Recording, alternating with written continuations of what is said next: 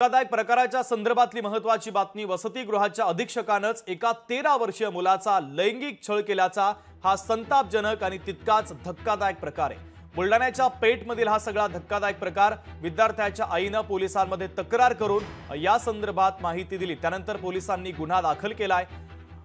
अमडापूर पोलिसांनी आरोपीला गजाआड केलेला आहे। तर या घटनेमुळे वसतिगृहांमध्ये राहून शिक्षण घेणाऱ्या विद्यार्थ्यांच्या सुरक्षेचा प्रश्न पुन्हा एकदा ऐरणीवर आल्याचं दिसतंय।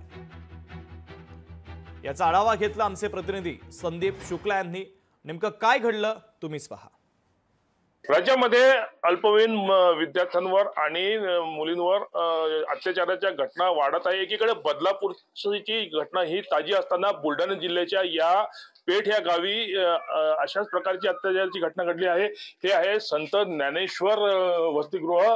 संत ज्ञानेश्वरच्या नावाने हे बनवलेलं वसतिगृह आणि या ठिकाणी आपण इथे पाहू शकतो की या ठिकाणी मागासवर्गीय विद्यार्थी राहतात। किती कशा अवस्थेमध्ये विद्यार्थी राहतात आणि या ठिकाणी या वसतिगृहामध्ये राहणाऱ्या या विद्यार्थ्यांवर येथीलच एका शिक्षकाने विनायक देशमुख नावाच्या शिक्षकाने अनैसर्गिक अत्याचार केलेला आहे।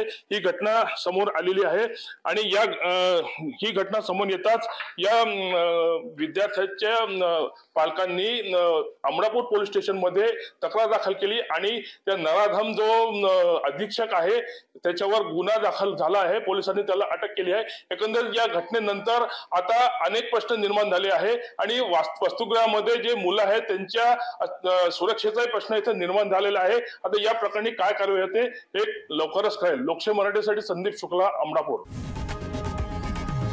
लोकशाही मराठी ऐका, पहा, जागरूक रहा।